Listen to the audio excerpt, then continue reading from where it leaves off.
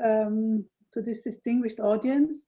Louise is a senior researcher at the Center for Jewish Studies at the University of Potsdam, Germany, since January 2016. She holds a PhD in Jewish history from the Hebrew University of Jerusalem and a habilitation in Jewish cultural history from the Paris-Lodron University in Salzburg. From 2007 to 2017, she was a senior lecturer at the Kurt and Ursula Schubert Center of Jewish Studies at the Palaski University in Olomouc, which she also helped to establish. Louise is a historian of early modern and modern Central Europe. Her teaching and research focus on cultural and intellectual history, gender studies, printing culture, and popular culture in Israel. Her current research project is a cultural analysis of Hebrew printing in 19th century Vienna. From her many publications, I'm only going to mention 3.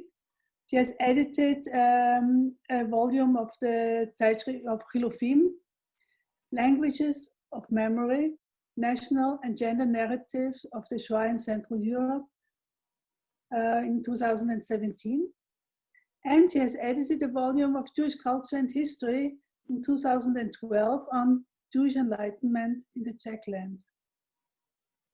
In 2016, Louise published her monography on Ludwig August Frankl, 1810 bis 1894, eine jüdische Biografie zwischen Okzident und Orient. And she's going to tell us a lot about Ludwig August Frankl tonight too. So please, Louise, the floor is yours. Thank you very much for this generous introduction, Norli. Good evening also from my side. Norli is right, of course, you will hear a lot about Ludwig August Frankl tonight. Actually, I was approached by the Center for Israel Studies to give a lecture on the Lemel School in Jerusalem, which is an intriguing subject in itself, of course. But I thought by broadening the topic a little bit, by including a little bit of historical context, it will become even more interesting, because this will allow me to include also gender questions and cross-cultural encounters in the Middle East before the arrival of the first Zionist settlers at the end of the 19th century. However, the Lemel School in Jerusalem will of course be the focus of my lecture, and I will also start with the Lemel School. On August 18, 1855, the 25th birthday of Emperor Franz Joseph, Elise Herz, the daughter of the ennobled Prague merchant Simon Edler von Lemel, addressed a letter to the board of Vienna's Jewish community, announcing her intention to donate a substantial sum of money for an institution that would commemorate her late father. And I quote, I decided to erect a monument to his memory in Palestine, in the city of Jerusalem. Not a pompous monument, but a monument that educates and ennobles. An institution that will turn the minds of Jewish youth at an early age to true religion and useful professions, and thereby lay the foundation for every civic virtue and for enthusiastic love for one's country, especially for great, glorious Austria. After vividly depicting the deplorable condition of Jewish youth in Jerusalem, Herz entrusted Vienna's Jewish community with an endowment fund of 50,000 florins for the establishment and maintenance of a co-educational daycare center in the Holy City. The institution was to serve subjects of the Habsburg monarchy regardless of their religion, and to turn them into devoted subjects of the Austrian emperor. Herz designated the representative of Vienna's Jewish community, as honorary trustees and entrusted Ludwig August Frankl, a popular writer and the secretary of Vienna's Jewish community, with the practical implementation of the project. Herz's idea of establishing a modern daycare center for children of both sexes and different religious creeds in the pre-industrialized society of mid-19th century Jerusalem might seem naive and romantic in retrospect. At the time, however, it corresponded to what had been the norms of Jewish philanthropy in the Habsburg monarchy since the early 19th century. Limiting welfare institutions to Jewish beneficiaries seemed parochial and narrow-minded to modern Jewish philanthropists. This inclusive policy was not in step with the necessities of the local population in Jerusalem, and Herz's original plan was promptly transformed into a Jewish boys' school. Nevertheless, the project remained remarkable for various reasons. Most important was her decision to place the foundation under the auspices of the Habsburg Emperor, who also bore the title King of Jerusalem. Herz thereby insinuated that her Jewish allegiance to Jerusalem was a shared imperial interest. Furthermore, she entrusted the Austrian consul in Jerusalem, Joseph von Pizzamano, with the supervision of the institution. This clever political move not only meant that Herz incorporated her Jewish attachment to Zion into her Austrian patriotism, but also that the school received public recognition and was subject to state control in administrative and financial matters. Consequently, it was independent of inner Jewish quarrels to a certain extent. This proved to be of tremendous importance in light of religious opposition to the institution from traditional Ashkenazic Jews in Vienna and Jerusalem alike. Herz's joint attachment to Jewish and Austrian interests in the Holy Land was fully shared by her envoy, Ludwig August Frankl. Frankl, who had been active in the revolution of 1848, was placed under state surveillance after the crash of the revolution in October 48.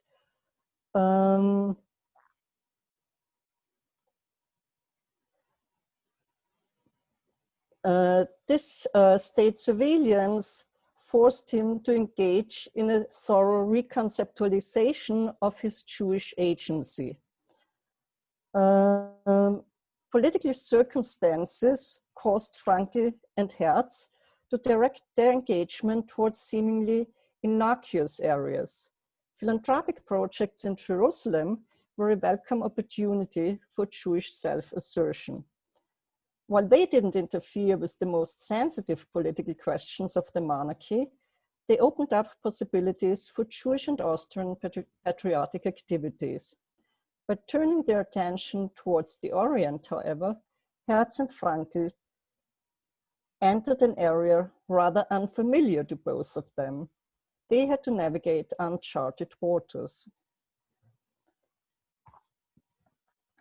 Herz's commitment was concentrated on one of the few areas in which she, as a woman, could make a public political statement during the 19th century, namely philanthropy. Despite the constraints of Jewish rights in the civil and political field, the sphere of actions open to Jewish men was much greater than that accessible to women. Also, the establishment of the school in Jerusalem was the motive, and to a certain extent also the climax of his expedition.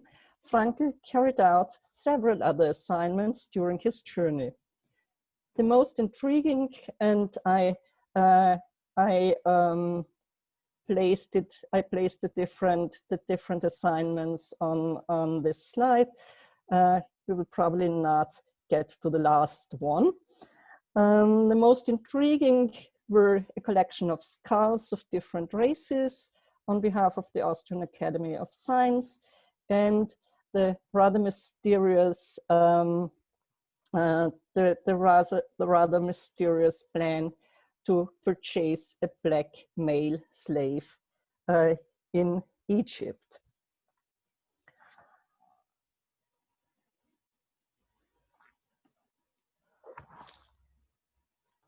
Traveling to the Orient, and especially to the so-called Holy Land, became a fashionable pastime in the 19th century.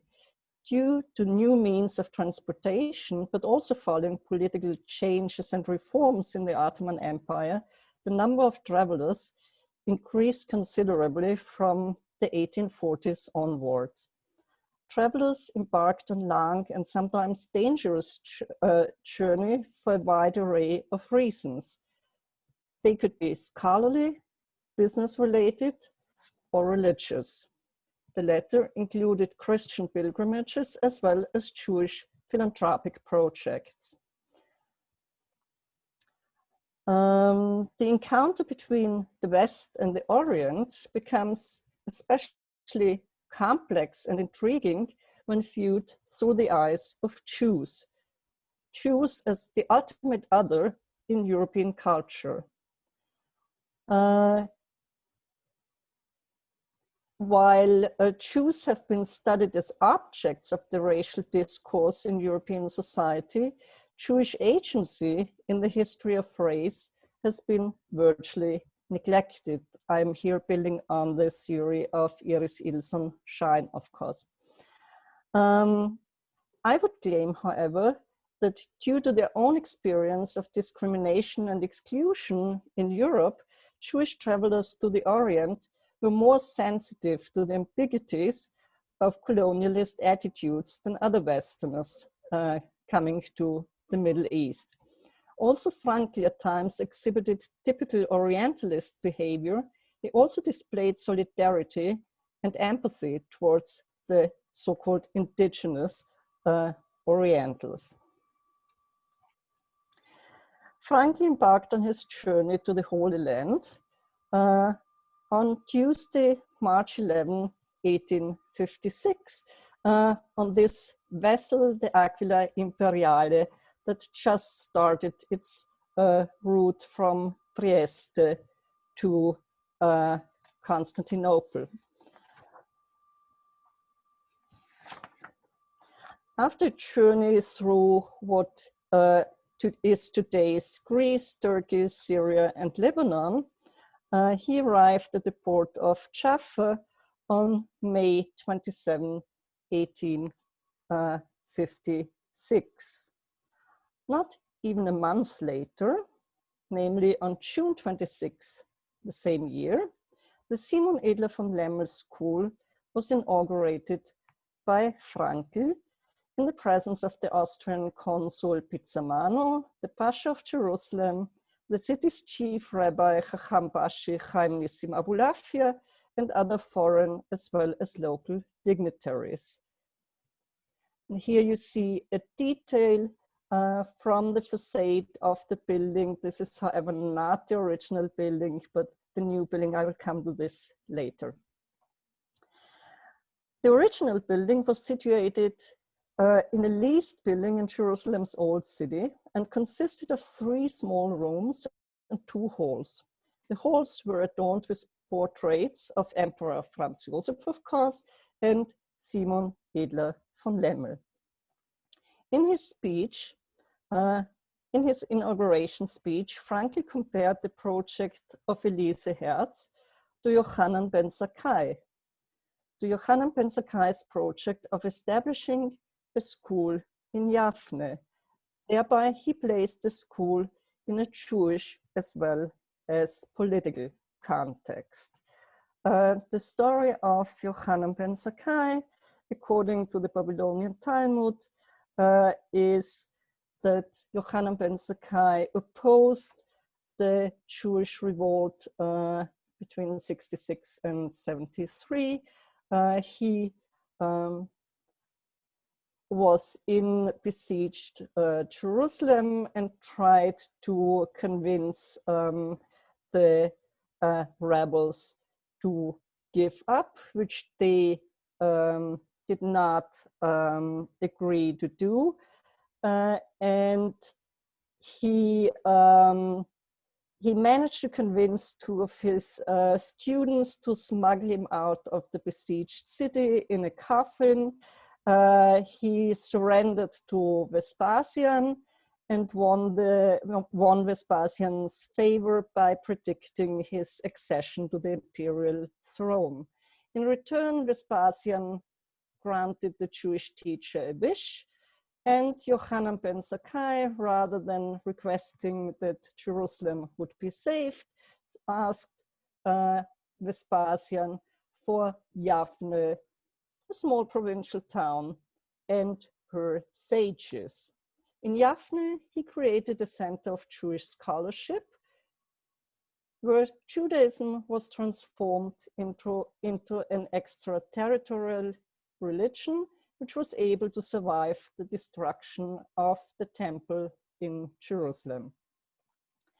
According to Frankl, in his inauguration speech, Yochanan ben Zakkai had deterritorialized the Jewish people when he established the spiritual empire in Yavne and converted the Jews into its citizens.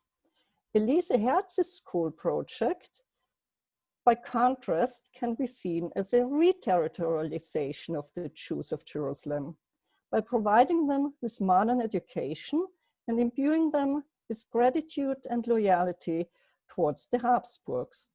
Symbolically, this re-territorialization took place only a few steps away from the former temple, and under the auspices of an Austrian emperor who also held the title King of Jerusalem.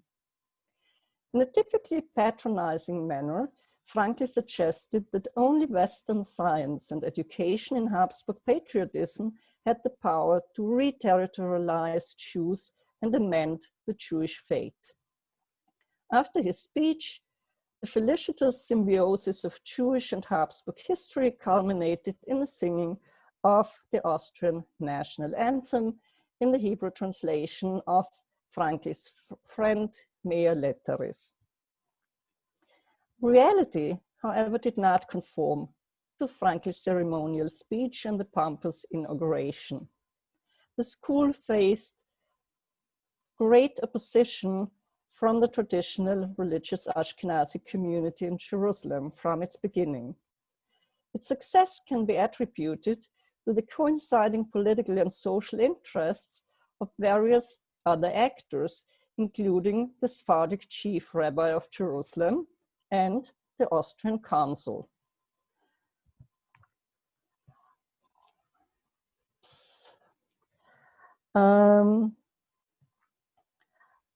The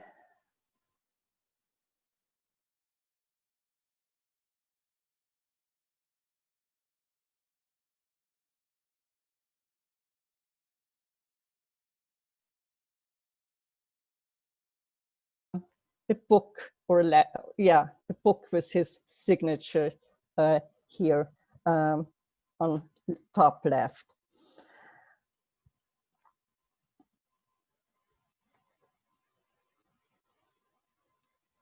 The Chacham Bashir, the chief rabbi of Jerusalem,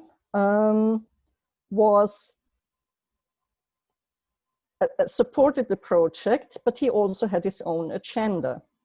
After the promulgation of the Hati Humayun in 1856, that secured equal rights to all Ottoman citizens, regardless of their religion, the Ottoman authorities had ordered religious minorities to establish schools with partly secular curricula.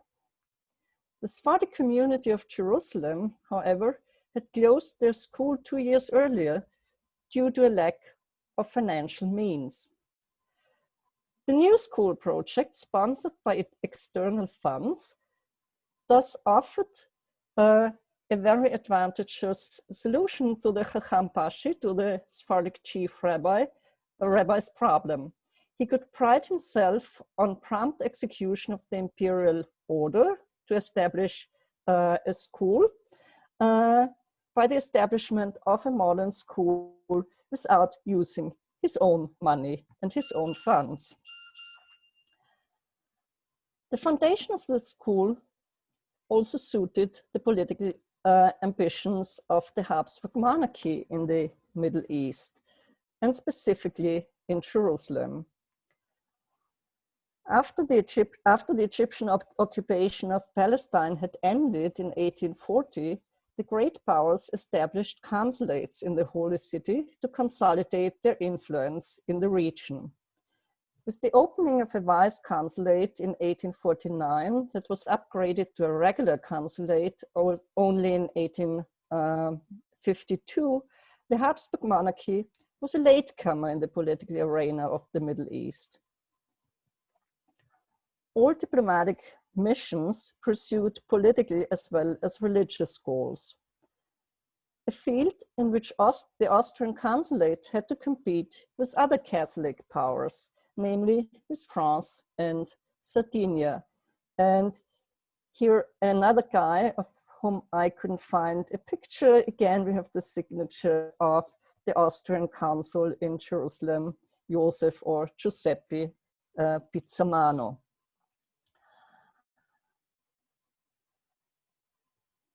The first consul, Pizzamano, soon came to realize that the overwhelming majority of his subjects, however, were not Catholics, but Ashkenazic Jews from the eastern parts of the monarchy. In addition to his responsibility for the Latin Church, Pizzamano willingly extended protection to his Jewish subjects and also took care of their social welfare institutions. He welcomed Herz's initiative, but it was his familiarity to the local circumstances that resulted in the adaptation of her plan from a co-educational daycare center to a Jewish boys' school. And this adaptation, in the end, also contributed to the school's success. However, not even the authority of the Austrian consul succeeded in convincing the Ashkenazi community of Jerusalem of its advantages. Traditional Jewish circles in Vienna had inveighed against the intervention of acculturated Viennese Jews in internal Jerusalem affairs, even before Frankl had set out on his journey. His opponents' motives were as much religious as economic and political. On the religious side, they dreaded an institution that combined secular with religious studies.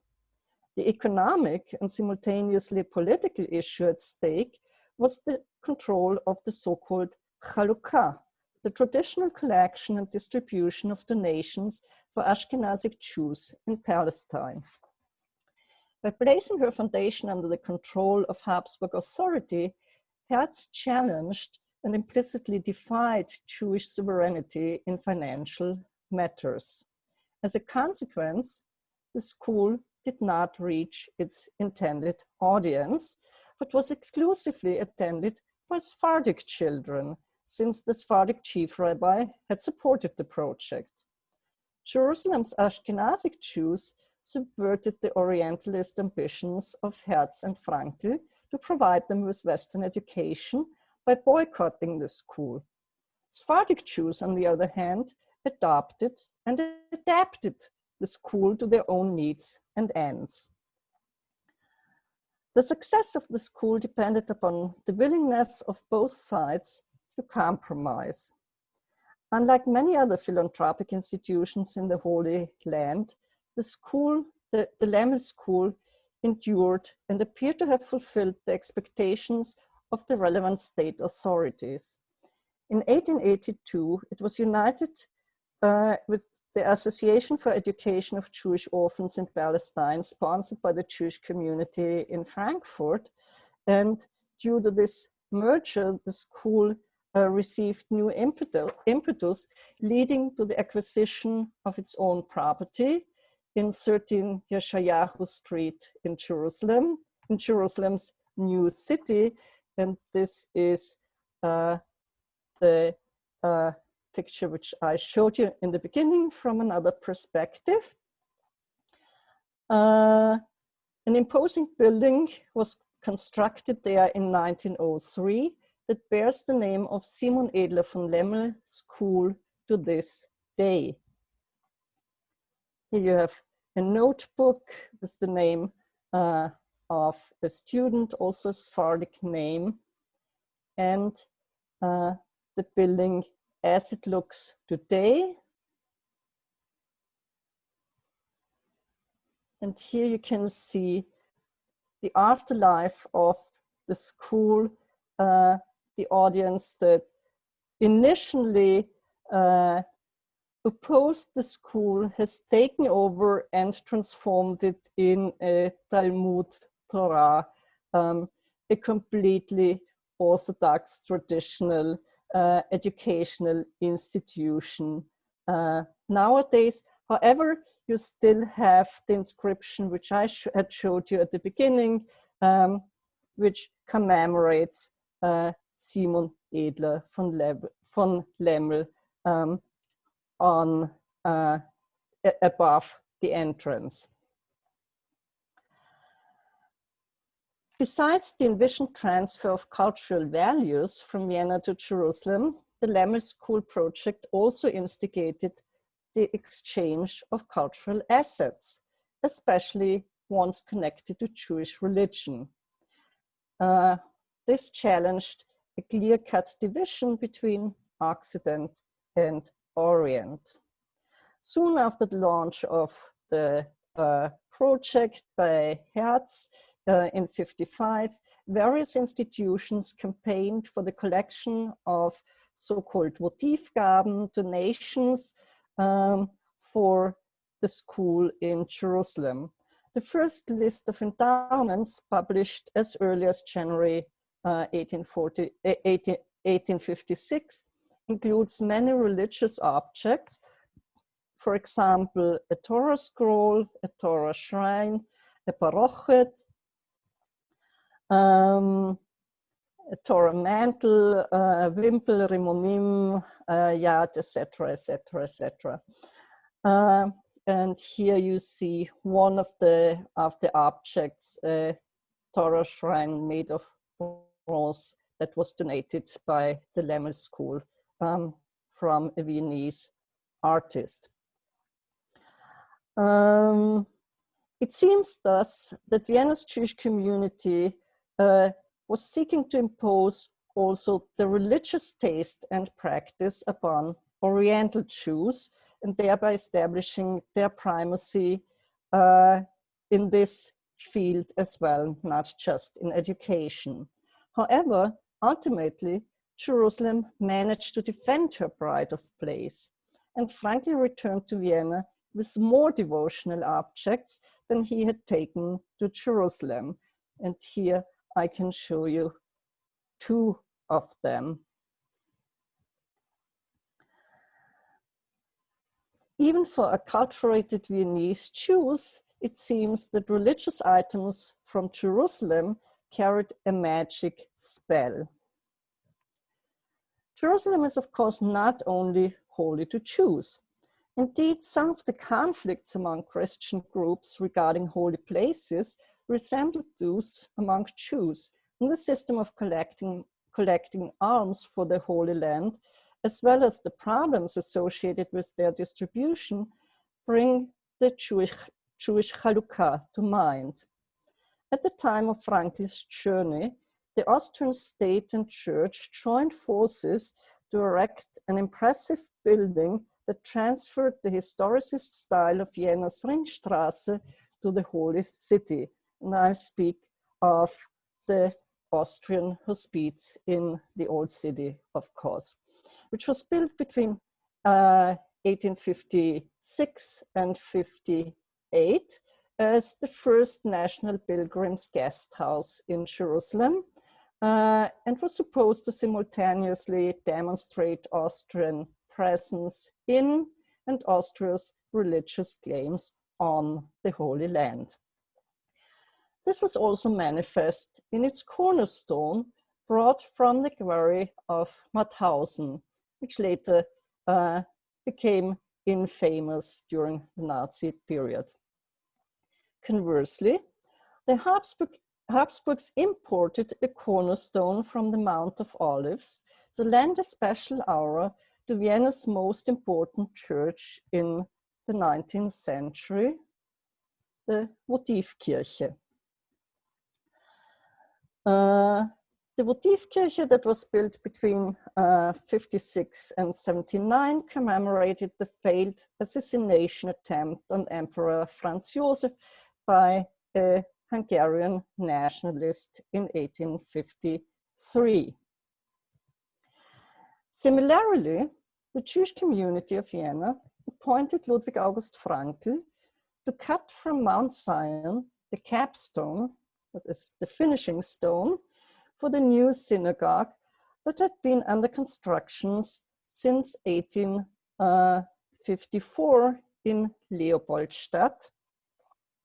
And here you see a picture from the stone cutting on Mount Zion. And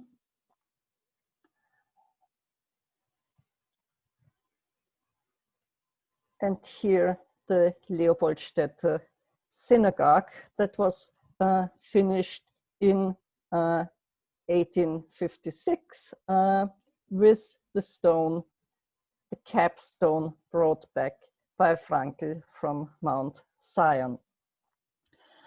This stone was not the only Oriental element. Vienna's Jews had commissioned the famous Ringstraßen architect Ludwig Förster to erect a representative building in the in the Syrian Arabic or Moorish style that had become fashionable for synagogue architecture at the mid-century. John Ephron has recently stated that neo-Moorish synagogues afforded German Jews or Austrian Jews the opportunity to claim or perhaps reclaim parts of their Eastern heritage just at the time that they were becoming increasingly Western in both the secular and religious sense. Vienna's Jews complicated this relationship by displaying Oriental memorabilia such as the stone brought from Jerusalem by Frankl. And with this, I will come to the last part of my lecture, Frankl's scholarly mission to collect skulls for the Academy of Sciences in Vienna. Upon his return, Frankl presented 7 skulls, 6 undamaged and 1 in pieces, to the Academy with a detailed and sometimes entertaining account of their acquisition.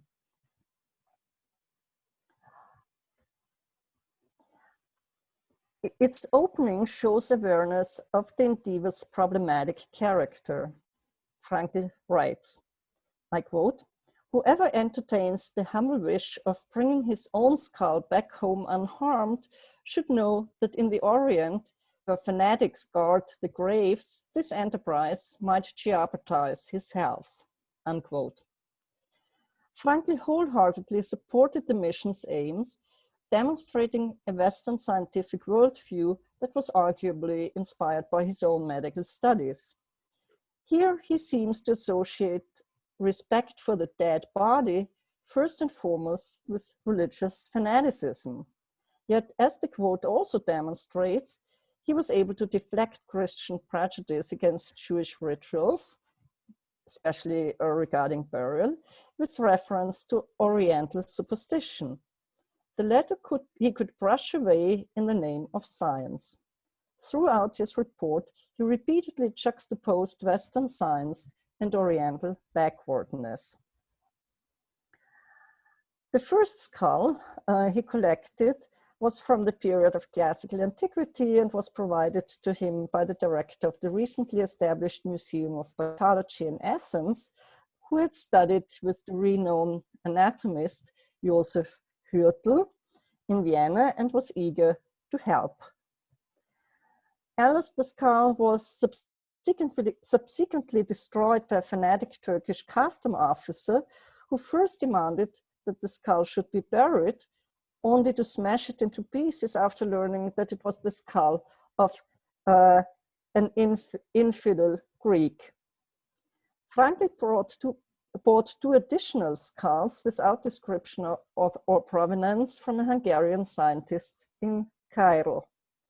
In Jerusalem, however, he resorted to grave robbery.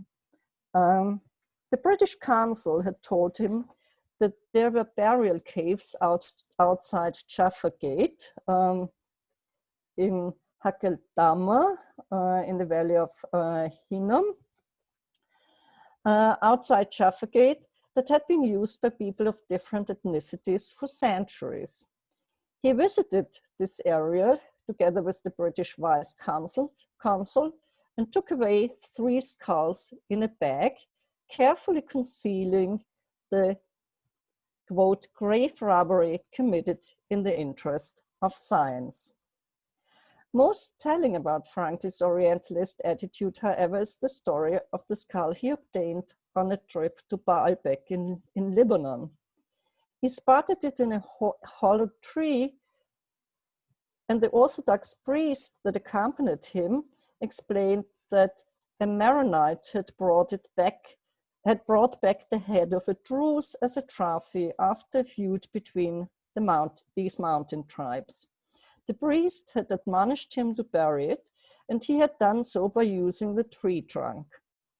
Franklin realized that this was an opportunity to acquire another skull and asked the priest whether he would be willing to cede it for a small donation for the salvation of the deceased soul. The same priest who had insisted on the head's burial first was unable to resist the money offered by the traveler, and thereby he confirmed another prejudice against Orientals and Jews. They can't resist money.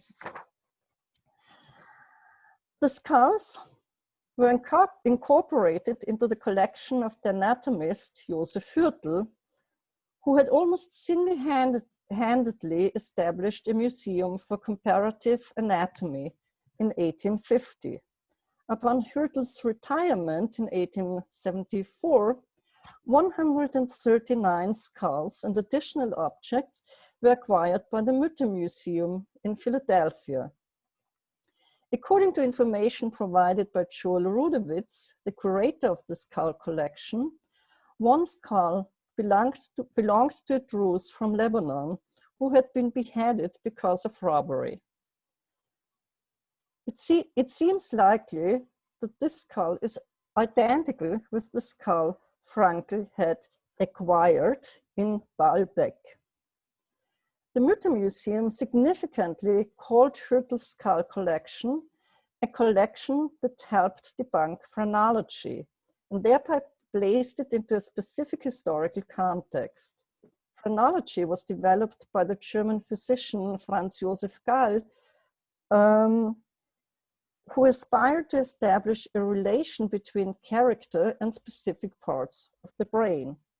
This pseudoscience, which Hürtel refuted in his research, was very popular in the 19th century and is tightly connected to the infamous craniology that was used in the 20th century to foster racial theory. Hence, in retrospect, Frankl's rather dubious enterprise gains political significance as well as moral and scientific respectability. Thank you very much for your patience.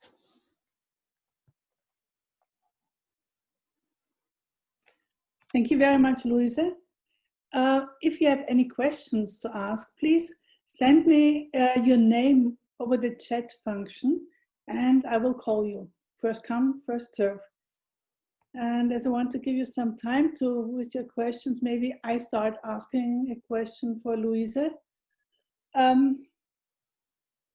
You mentioned that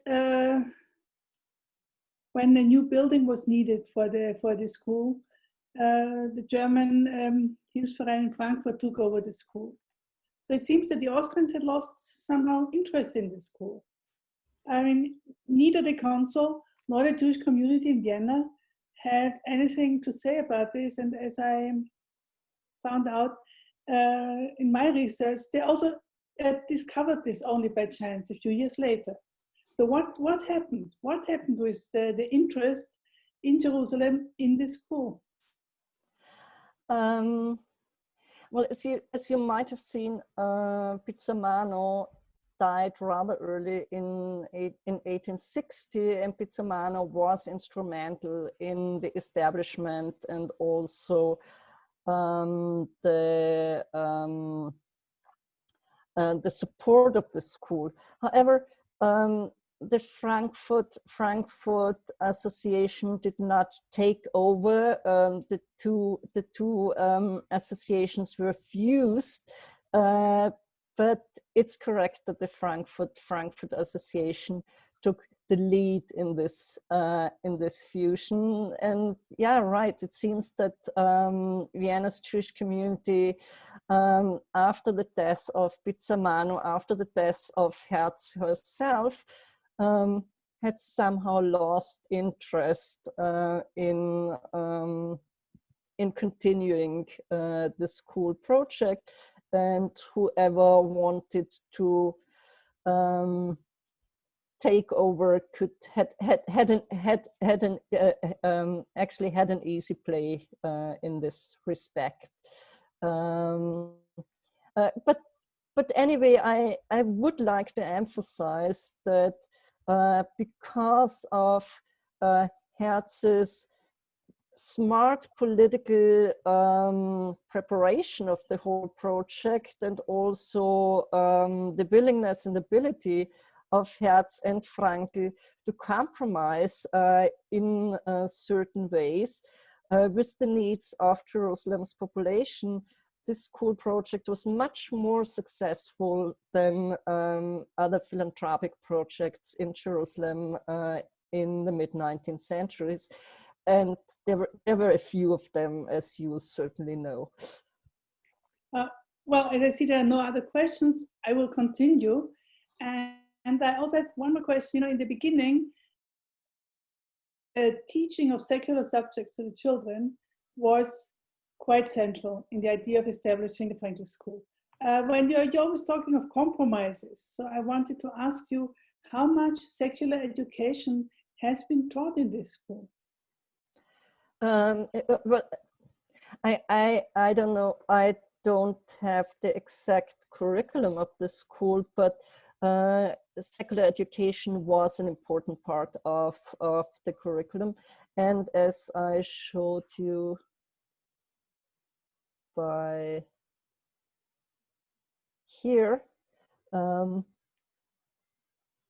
when you have a look at this notebook that was given to the children in the school, you see that the children studied German. Yeah. Here on the left side, you have Pinkas le Germanit, which was certainly not the mother tongue of a student called Yerucham Mercado.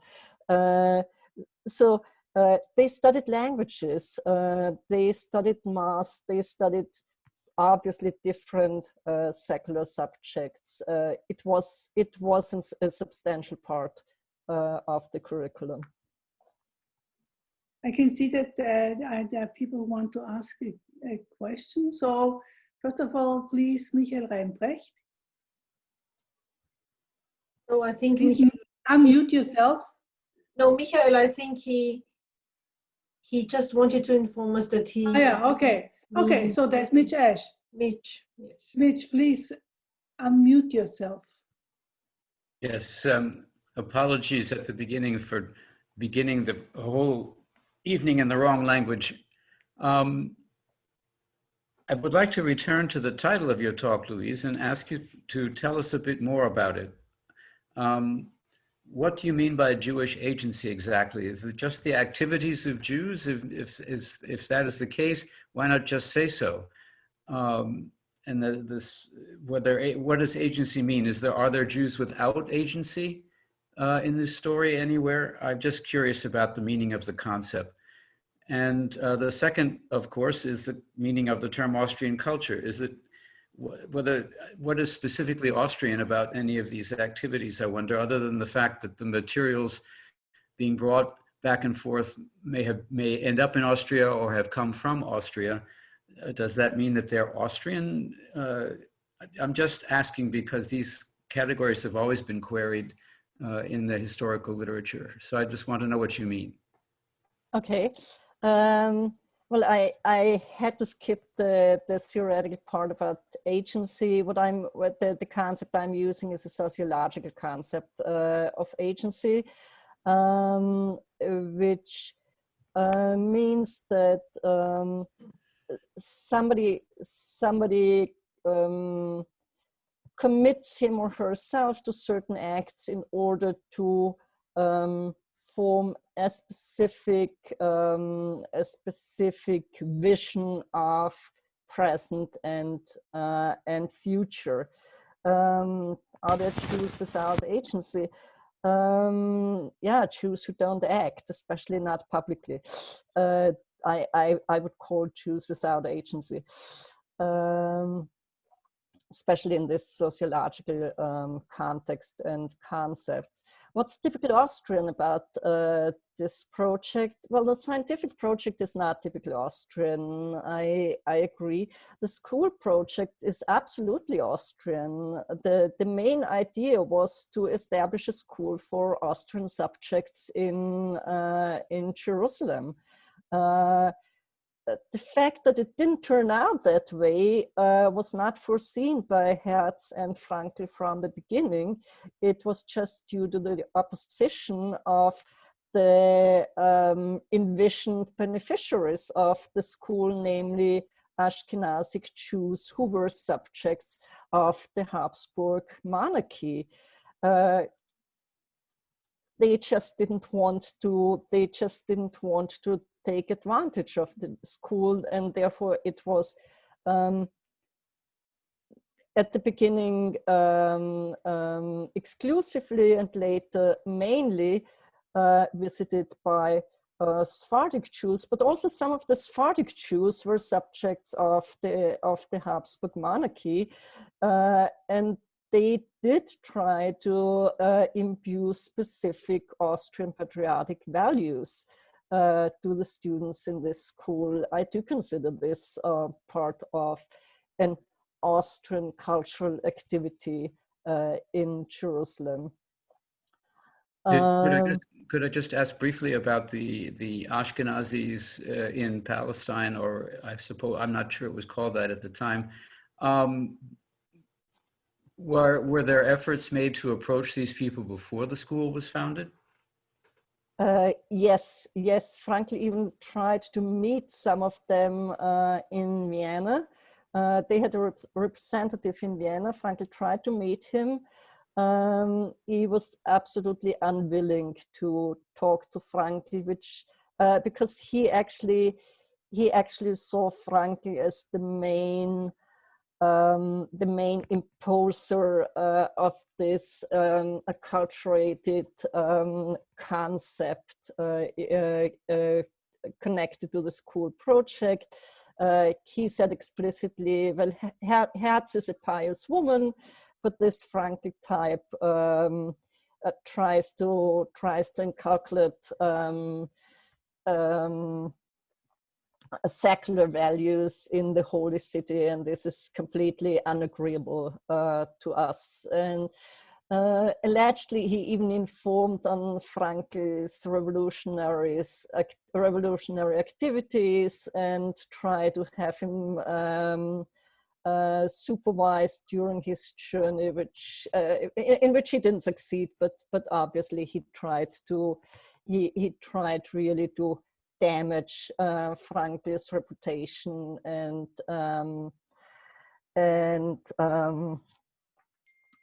somehow the initiative to establish the school.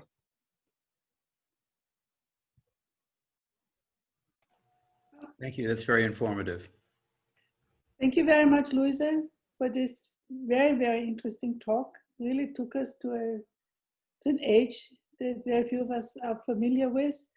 I also want to now, before I finish, I want to welcome the Israeli ambassador to Vienna, Mr. Rothgold, to our lecture series. We feel honored by your visit, and we hope that you also learned something interesting about the relationship between Austria and Eretz Israel.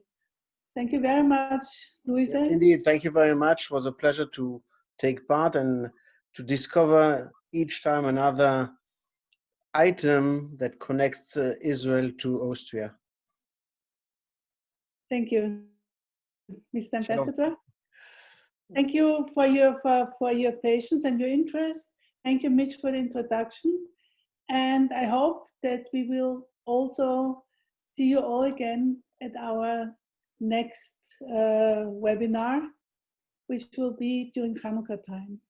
So see you then. Goodbye. Thank you.